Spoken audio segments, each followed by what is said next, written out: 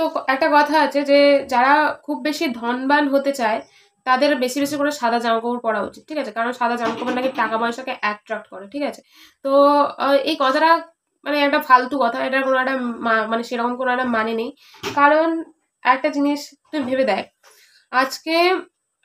সাদা জামা যেটা, ঠিক আছে, ধর একজনের মান্থলি ইনকাম 50,000, ঠিক আছে, তো সে একটা সাদা জামা কিনেছে, কিনে ধর বৃষ্টি বাদলার দিনে অফিস যাচ্ছে বা চায়ের দোকানে চা খেতে গেছে, এবারে তো সেখানে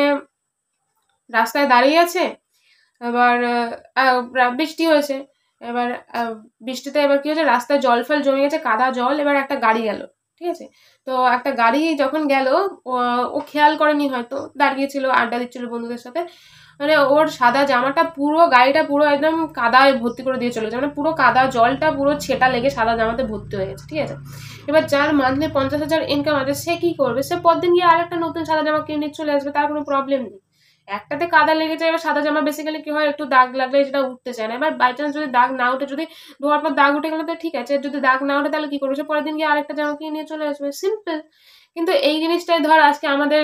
পাড়ার যদি চিন্টুর সাথে হয়, ঠিক আছে, চিন্টুর মান্থলি ইনকাম ধর 5,000 টাকা, ঠিক আছে, মান্থলি ইনকাম 5,000 টাকা, চিন্টু একটা চায়ের দোকানে দাঁড়িয়ে আছে, বন্ধুদের সাথে আড্ডা দিচ্ছিল, এর ও সাদা জামা পরে দাঁড়িয়ে আছে, হঠাৎ করে একটা গাড়ি গেল, রাস্তায় পুরো কাদা জল, বৃষ্টি হয়েছে, চিন্টু খেয়াল করেনি, জলটা পুরো কাদা জলের ছিটা পুরো সাদা জামায় লেগে পুরো ভর্তি, মানে লাজের গোবরে অবস্থা একটা, এক কথায়, ঠিক আছে। এবার চিন্টুর তখন অবস্থাটা কি হবে, মানে জাস্ট ইমাজিন কর চিন্টু তখন কি ভাববে। চিন্টু রাস্তার ধারে দাঁড়িয়ে প্রথমে যে গাড়িটা ওর জামায় জলের ছিটাটা দিয়ে গেল, সেই গাড়িটার দিকে এরকম ভাবে কিছুক্ষণ তাকিয়ে থাকবে, তারপরে ওর জামার দিকে তাকাবে,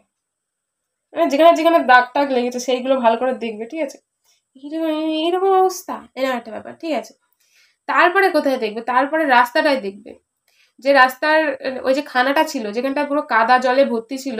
সেই যে গাড়িটা গেল কাদা জলটা ছিটাটা লাগলো, সেই সেই কাদা জলের ভর্তি খানাটার দিকে তাকাবে, তাকিয়ে সে কি করবে, খানাটারে বেশ 7-8টা ভালো মতো গালাগাল দেবে, ঠিক আছে, মানে মন ভরে, যতক্ষণ না ওর মন পোষায় গালাগাল দেবে, ঠিক আছে। তারপরে কি করবে, তারপরে চা খাওয়া তো দূরে যাক, চিন্টু বাড়ি যাবে, সার্ফ এক্সেলের একটা প্যাকেট কিনে বাড়ি যাবে, বাড়ি গিয়ে মাকে বলবে, মা জামাটা ধুয়ে দাও, জামাটা ধুলো, যদি দাগ উঠলো তো ভালো, আর যদি দাগ না ওঠে তাহলে চিন্টু পরদিন ওই দাগ লাগা সাদা জামা পরেই আবার কাজে যাবে। তো